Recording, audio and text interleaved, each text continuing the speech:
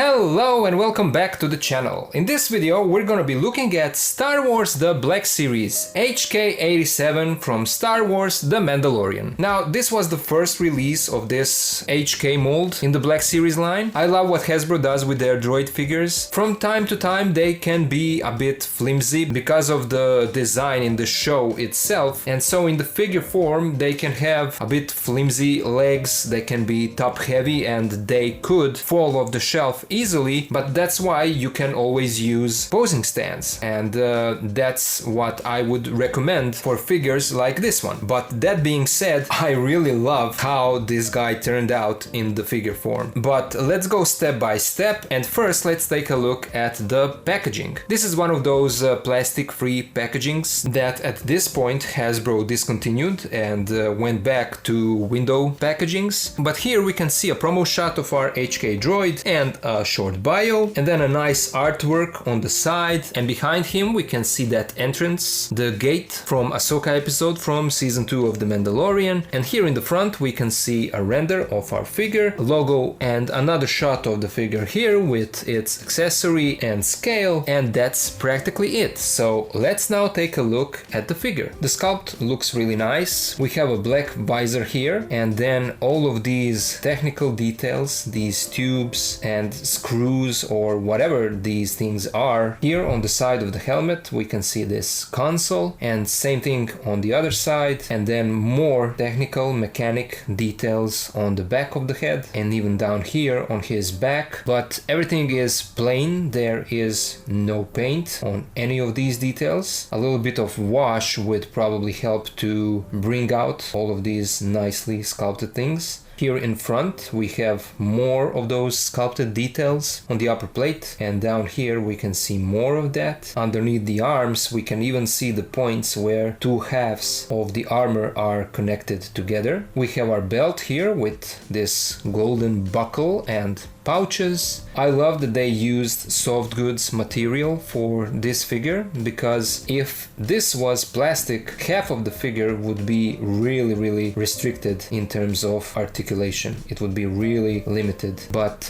in this way you can get a lot of posing, and I love that they did that. This is a soft plastic piece that goes across his chest and then on the back as well, and it's a shame when you see something like this with black and red edge like this. You kind of think back of the Captain Phasma Black Series figure and how we don't have a proper in the right scale Captain Phasma in the Black Series line, and that figure even came with a hard plastic cape. But it would be great if Hasbro would retool Phasma and give her a soft goods cape with this same technique that they used on this guy, because as you know Phasma does have a black cape with this type of red line on the edges. Underneath we can see that there is another technical belt, and again no wash on it. Here between his legs we can see some more of these technical mechanic details. All of these plates look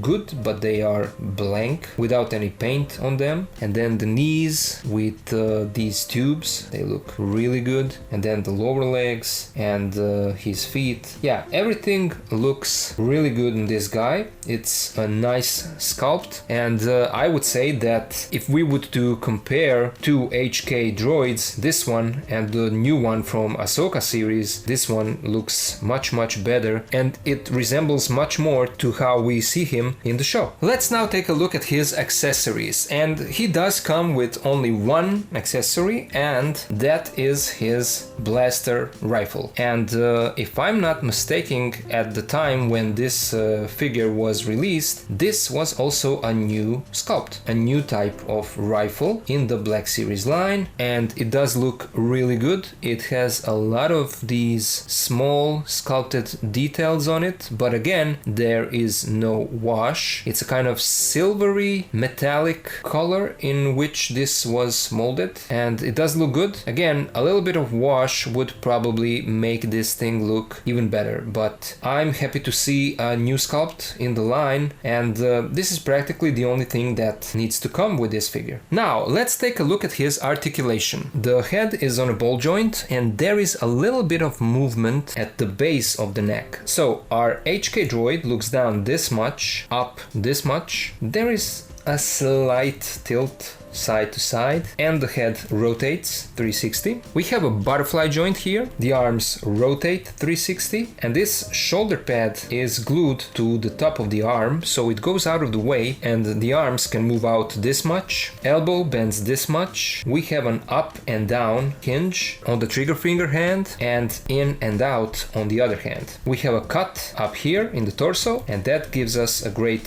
side to side movement and even a little bit of tilt. He crunches forward this much, back this much, legs move out this much, they stop at the point where this part of the armor hits the crotch. We have a thigh swivel and legs move forward this much, back this much. There is a knee rotation and the knees bend this much. And this is kind of a shame because you see the way that they sculpted the lower part of the legs, like it's indented here at the bottom. It would be great if they made the same thing that Sentinel did with their Peter B. Parker. It would be great if he could bend the knee all the way, but unfortunately they didn't do that, so it's a single bend in the knee. Ankles move forward this much, back this much, and we have an ankle pivot. And then peg holes at the bottom of the feet. Let's now compare HK-87 with some other figures. Here he is with the Black Series Din Djarin, the Mandalorian, Beskar version, and the Black Series Ahsoka Tano from the Mandalorian.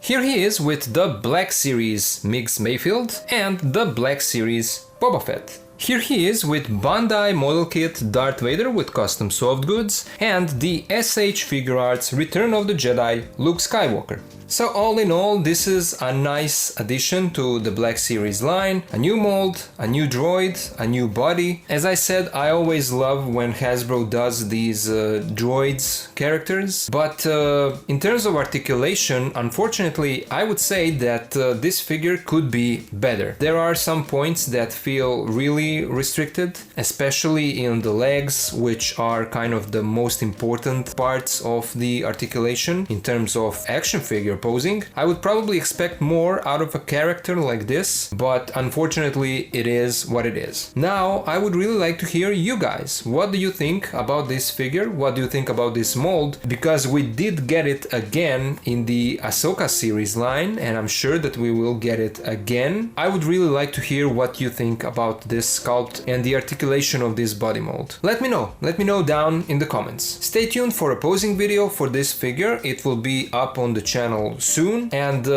that's all I wanted to say for this video. Thank you all for watching and for being here with me, and I'll see ya in the next one.